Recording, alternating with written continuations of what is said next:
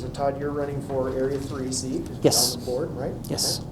And let's just start off by with the question, what's your main motivation for seeking a seat on the board of trustees? So the reason I'm running, first of all, I'm a Cheyenne Central Triad native. So I did all of my schooling in Central Triad. I went to Davis, then Hobbs, McCormick, then Central.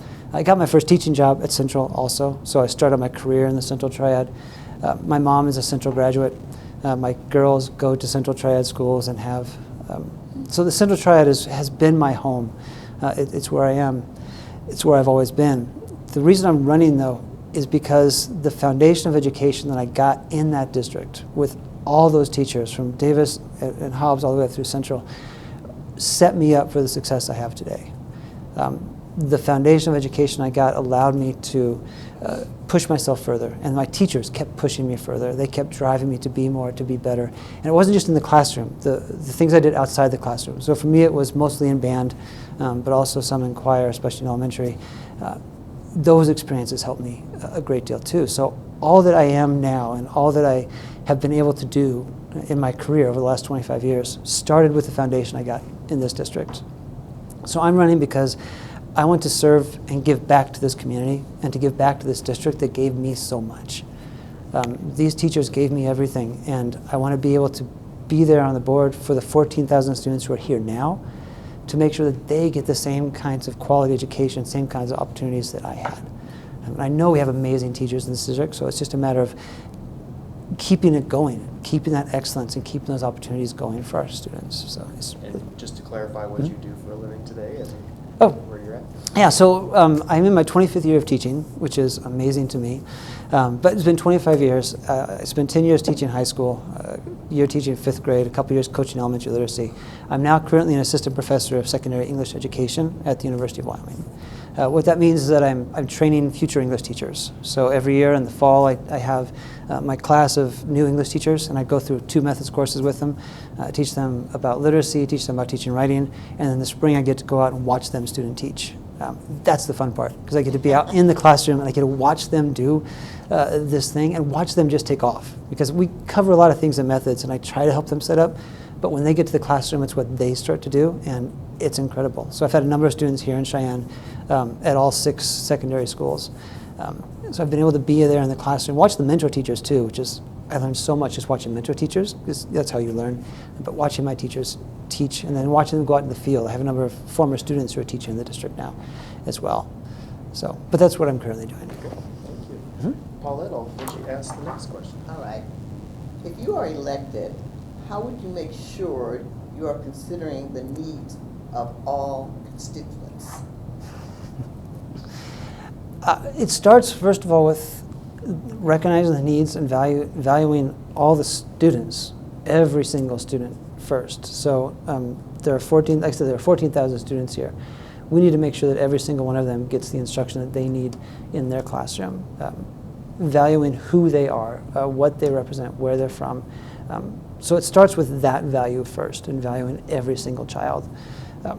And then after that, it's sort of the expanding circle now of constituents after that. So working with those parents, the parents of those children, listening to what the parents have to say, listening to the parents' concerns, listening to the parents' praises. Some parents might have good things to say too. So listening to those and making sure that we are continuing to address what those students need and what the parents want for them. But our stakeholders, our constituency in the district also includes the teachers. We need to listen to what the teachers are saying and what the teachers are experiencing. We need to value what it is they tell us they're feeling as they go to that classroom every day. It includes the members from the Air Force Base who came to the board to speak to us in, I think it was February. We need to listen to what they say as well. We need to make sure that we're addressing the needs that they have, meaning the business community. And again, it's listening and working to address it. It's one thing to just have them come in and speak and then write a letter. That can be nice, but we need to actually take actions to do it. So we need to not just listen, but talk about how we can put together some sort of plan to address what we're hearing from those constituents. And that's where we work with curriculum coordinators, work with the superintendent, work with the other board members to try to find those paths, to try to find those ways to address things. Todd, is just a follow-up to that. This is the first year, obviously, that the school board has elected some representatives from Yes. areas. So obviously, if you're elected, you would be representing Area 3, basically Mhm. the Central Triad. How do you do that effectively and also represent the entire district? So the way that I am envisioning this triad system working is that for those people in the triads, the representative for that triad is kind of their first contact point for the board, and that they know that that person is going to be there to hear them and to listen to them, and to be that ear for them, to be that representative for them, so they know they can take that concern. So for me, the central parents, the central constituents can come to me, and I'm kind of that first stop for them that they just know is always going to be available to them. Once we get to that, though, then it's a matter of, again, the board serves the entire district, and all seats on the board are working together to serve the entirety of the district. So I can bring up those concerns, I can talk about them, but I do envision that also, that work being for all 14,000 kids. So I'm kind of the first stop, the first ear, and I can bring up some of those concerns with the board as appropriate. But the decisions are really about all 14,000. What do you think the relationship between the boards and parents should look like? Should look like. I would like to see it become much more respectful and much more civil. I'd like to see the vitriol and hatred vanish and go away. I'm a big fan of email, because with email you have it written down, and it's there, and you can respond to it in a calm way. Parents can write in a calm way, and I can respond back in a calm way. So email becomes that great method of communication where parents can write to me, and I can write back, and we can have a communication and a good conversation through email. At the board meetings, it's a matter of, again, going back to the order, going back to a little bit more civility, so that when we do have the public comments, we're actually listening and engaging with those comments, because it's not just straight, I don't want to say vile and disgusting hatred, but it's not just that, because both ways has that level of civility and respect. That allows us to listen to it, to write down their comments, to bring it up next time if we need to for a board meeting, or bring it up in our work sessions or executive sessions to discuss. But I think we really need to get back to that civility, that open communication, especially through written communication through email, because it's just easier. But that's what I see. Mm-hmm. Sure. What should the rules of engagement at the school board meetings be? For the public, for the board, for... However you want to take it. So, yeah. In terms of rules, how the public is allowed to address the board, and Okay. there are time limits, there are registration for speaking, Right. all Okay. those sort of things. So the board had to adopt the current system because it got very vitriolic, because it got very hateful. And we were also, at one point, we were doing them all via Zoom. So there was a structural thing that had to take place, which allowed the signups. But one thing that I think we have to be careful of, I heard it at the forum that I attended, people just saying, we want to get back to just raising hands and speaking as you come in. And that can be a very positive thing, unless one group is, again, attacking and filling the room and intimidating by presence, which means they're going to drown out some voice. So I actually like the idea of signing up beforehand. I like the idea of giving parents the agenda at least a week before. That's public knowledge, that's publicly posted, and giving them a chance to sign up for the either agenda or non-agenda items. I don't think we should necessarily cap it. I think there's a cap that's happening right now. I'm not sure we should cap it unless it starts to get to the point where our meetings are 4 or 5 or 6 hours. But I do like the idea just of signing up, because that way the board can plan for 30 speakers or 20 speakers. That way the people know that they're going to be 20 or 30 speakers for agenda or non-agenda items. I just like that level of order, because it does keep things moving. It does keep things respectful. And the time limit, I do think a 3-minute time limit is fair. I just think a 3-minute time limit is fair. In writing, we have to be more concise as we speak. I'm rambling now, of course. So as we do this, so there's a little irony there, but having that time limit just keeps things moving as well. And so I just like that kind of order. Great, thanks. Mhm. Todd, do you think K-12 schools in Wyoming are adequately funded? And if they're not, how would you recommend the legislature address the issue? No, they're not, and they should address it by, funding it. It would be nice if the state legislature would live up to their constitutional obligations. It'd be nice if they would follow the Wyoming State Supreme Court and do what they're supposed to do, following the external cost adjustment. It would be nice if they would just fund what they were supposed to fund and do the job that they were told to do. So my suggestion to them would be to do the job that you are constitutionally required to do by Wyoming State Constitution. We are fortunate enough to have the state that valued education so much that we put it into our Constitution. That speaks highly of the state and how it was founded, how it was created. That speaks very highly of the people here. And so for our legislature to continually choose politics over education, it just sends a horrible message about education to our students, to our parents, to the community. We need to keep advocating for it on our end of it, but they need to step up and do their constitutionally required duty. And as a follow-up to that, do you think LCSD1 should join the WEA lawsuit? So that is, there's going to be a bit of a complicated answer to this one. I personally support the WEA lawsuit because, again, they're not living up to their obligations. So what WEA is doing is very courageous, and they're sticking up for the students and the teachers of the state, and I really appreciate they're doing that. As a potential board member, I absolutely support bringing it to the board and having the conversation, having the discussions, but I think we also need to talk to council to make sure that it's legally feasible, to make sure it's financially feasible. I think we need to talk to WEA to see what kind of involvement that would look like. And I think that we need to reach out to other school boards and superintendents across the state, because if it's just LCSD1 and WEA, it's not as strong as if it's LCSD1 and Natrona County and Campbell County and Teton County and Albany County and so on and so forth. So our job could be also at that point to reach out and to see if other people are doing it, maybe try to convince other people to do it. And then I support bringing it to a vote and having an actual vote on the floor to join the lawsuit. So it's a wide range, but there are a lot of questions that we do have to answer, feasibility being one of them. But assuming council says that it's feasible and says that, yes, we think we can do this, then I would support joining it along with other districts. Thank you. It's a big answer, sorry. That's great. No, that's good. That's fine.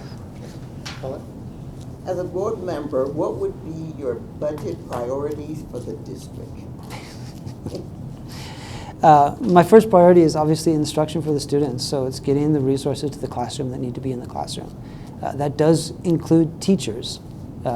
We know that in a school district, 75 to 85% of the budget is going to be salaries and benefits.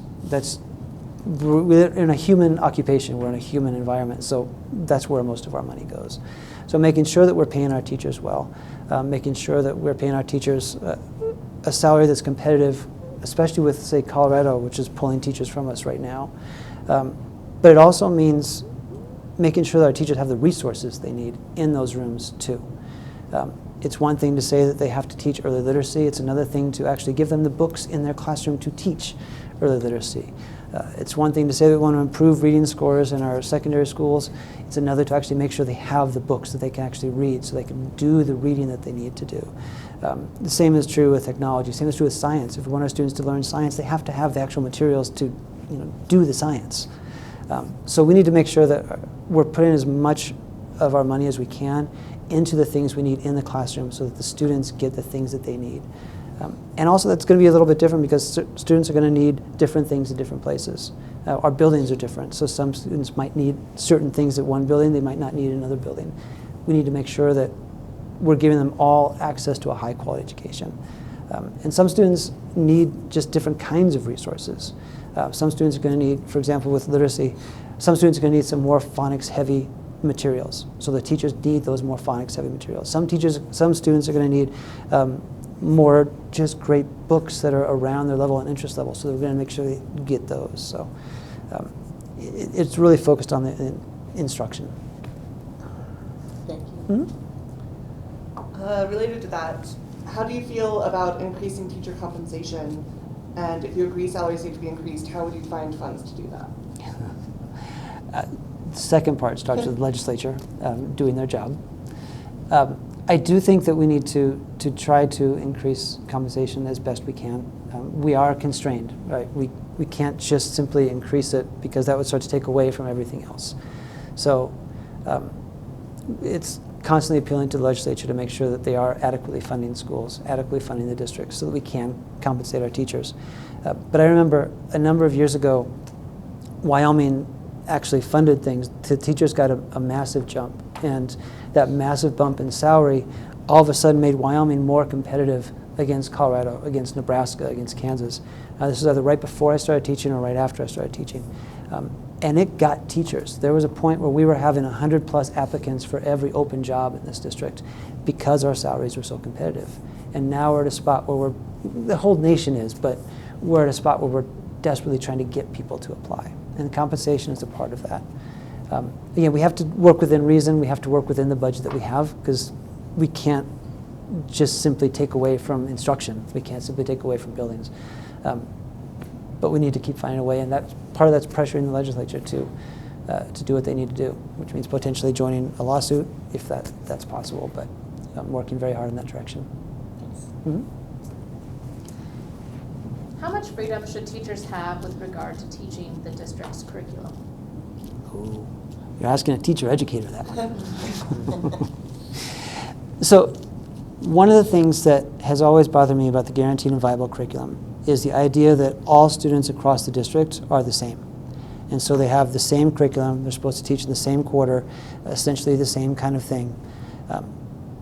But that makes all sorts of assumptions about our students that just simply aren't true. Kids at our different schools are different, and they have different needs. Kids within schools in different classrooms are different and have different needs. We need to empower our teachers and give them the resources to meet the needs of the students that they have in front of them. That means it's going to look different. We are a standards-based state. We have state standards that everyone has to meet. How teachers meet those standards, there should be a lot of leeway to how they meet those standards, knowing that they have to meet the needs of the kids in front of them. So for example, again, going back to reading, there are going to be some kids who need decoding help, need fluency help, need vocabulary help, or need comprehensive strategy help, need background knowledge and content knowledge. Depending on what your class is like, you might be focused in one of those areas more than the others. If everyone has to teach the same way, if everyone has to do the same kind of thing, then you're only going to meet those kids who need that specific thing that you're doing. And that becomes a problem. In secondary English, I noticed that with the literature that's being taught, if we all have to teach, I'm going to throw Shakespeare under the bus. If we all have to teach Romeo and Juliet the same way, same time, the third quarter of your 9th grade year, then that's assuming that all kids are going to connect with and be interested in or like Romeo and Juliet in the third quarter. If we could instead, if we have to teach Shakespeare, if we could instead look at Midsummer Night's Dream, if we could look at some of the other actual better plays where they don't end in suicide and death, it could be better for those students that you have in front of you.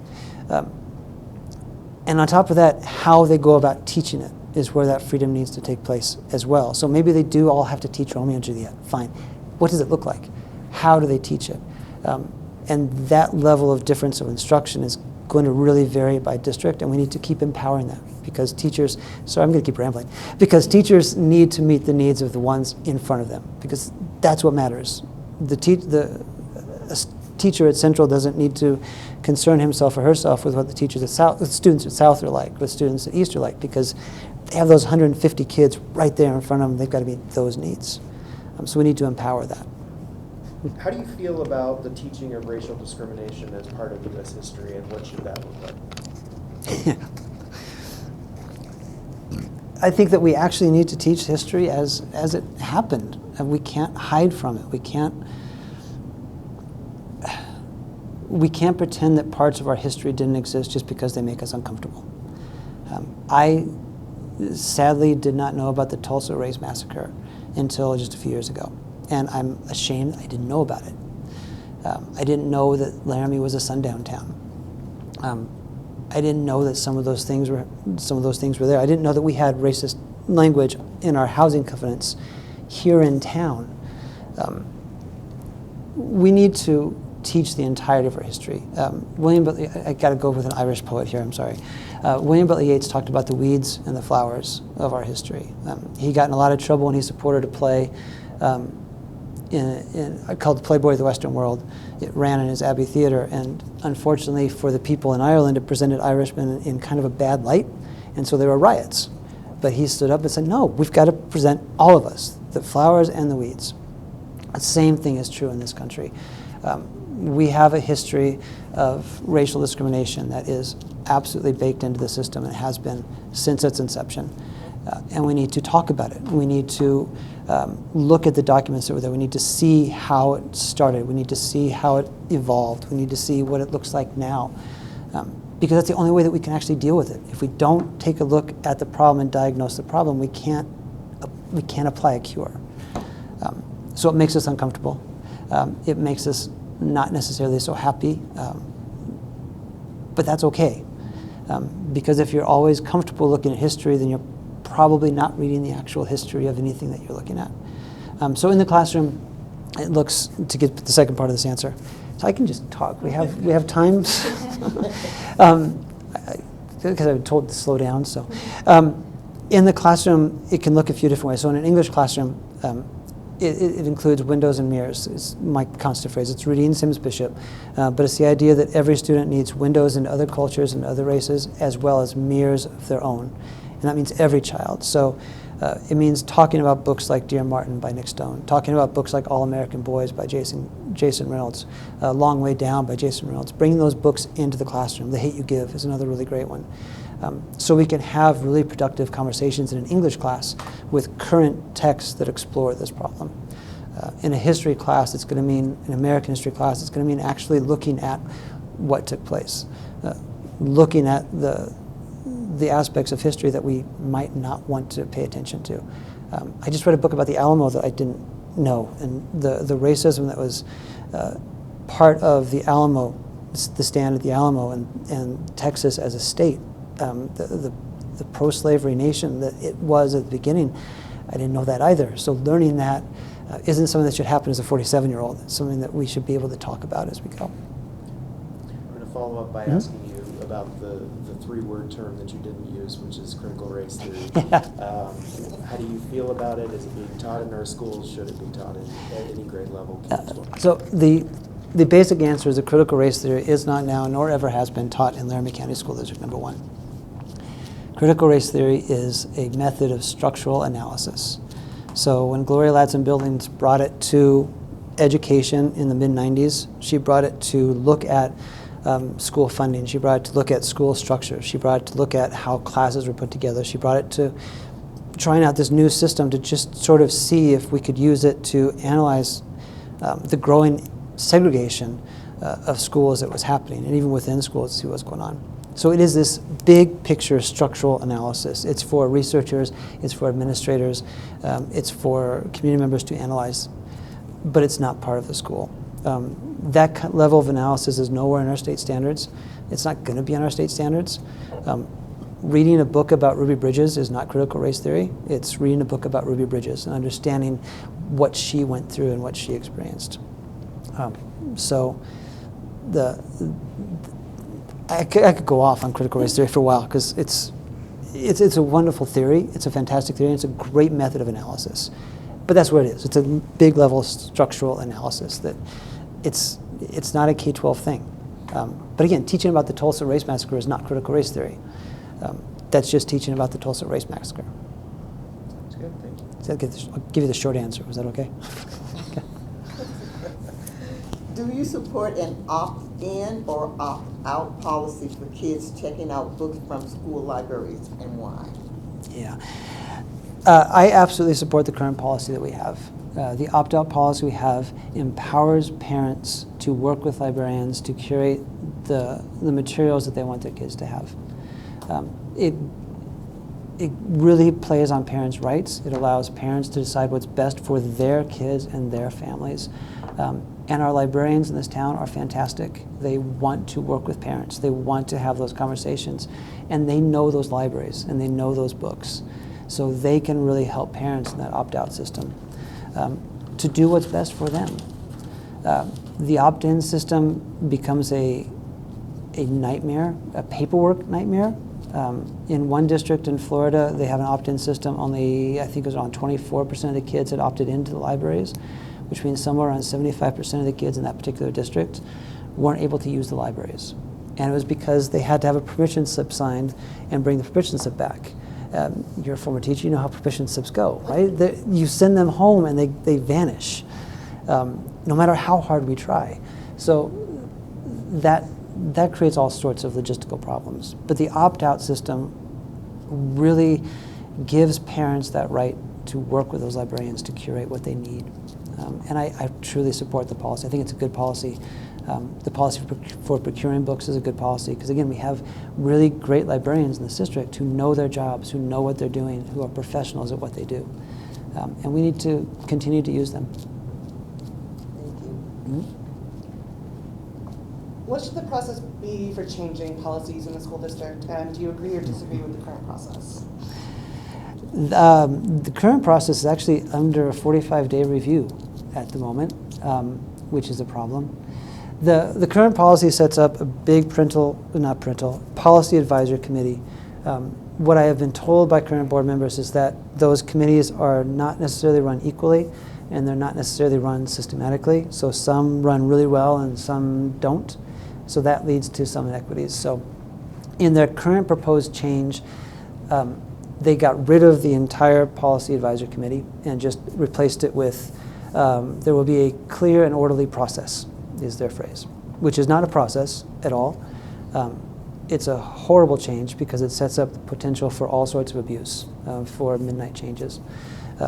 For them to just say, we're going to do it this way, but then go behind closed doors. So I think that there is a middle ground between this unwieldy policy advisory committee as it's currently set up and the complete lack of process that they have proposed in what's currently under 45-day review.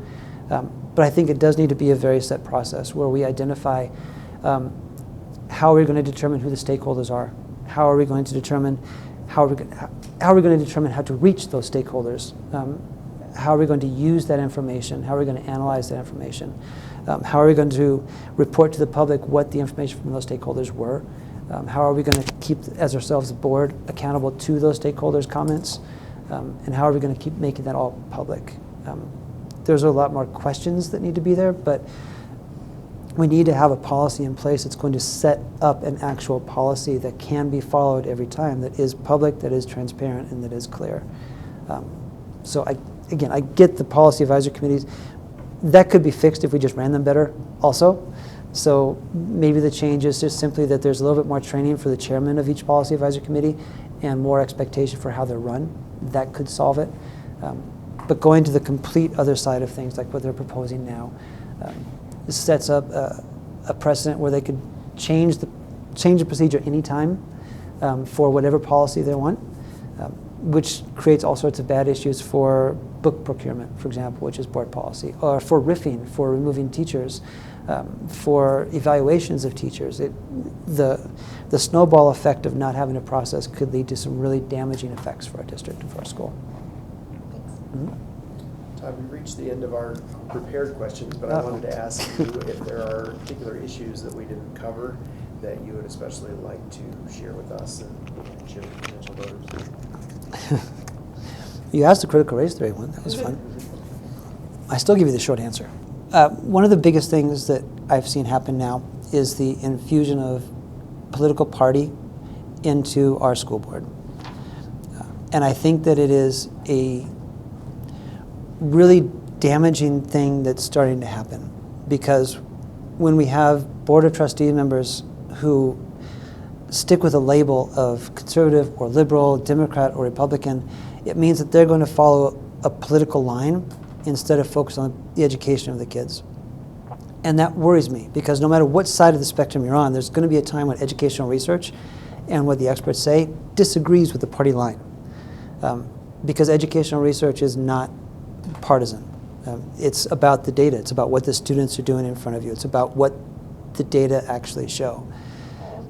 So if the focus is only on politics, which it has been now for a while, for the last couple of years it's getting worse, we start to lose out on what's best for the kids. We start to lose the ability to make the decision based on what's best for the kid because we're so focused on that party line aspect. That's one of the biggest things that's worrying me right now. I'm seeing it now show up in this race. But we should be focused on the kids and on the students first and foremost, and on what the educational research says is best for those students, on what the experts say is going to be best for those students. We need to leave those partisan politics behind and outside so that we can do what's best for the kids. That's probably one of the biggest things I've seen happen recently that is frustrating. Other issues you wanted to address with us? Concerns you have? Topics? Priorities? Well, so this is just free range. I just get to talk. You guys are stuck. I am so sorry.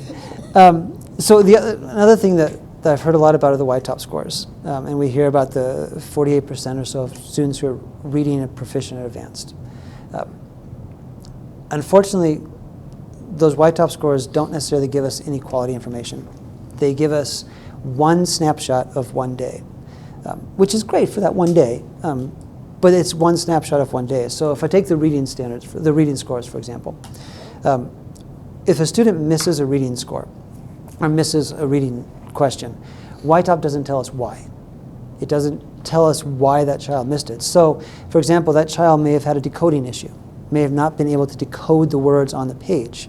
That child may have had a fluency issue, may not have been able to read fast enough, or may have had to devote so much cognitive energy to decoding that he or she wasn't able to get to the question.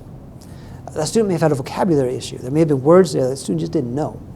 There may have been a comprehension strategy issue, may not have known what to do when reading. That's something we see with dependent readers. They don't know what independent readers do. They don't know what takes place. So there might have been a problem. There might have been a problem with background knowledge or content knowledge. They just didn't have the pieces from outside the text to help them answer the question.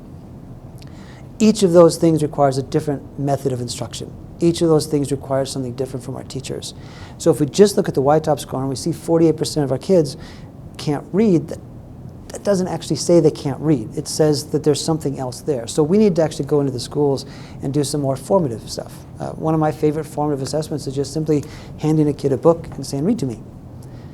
You can tell so much just right there listening to that kid. Is the kid struggling with the coding? Is the kid struggling with fluency? What's going on there?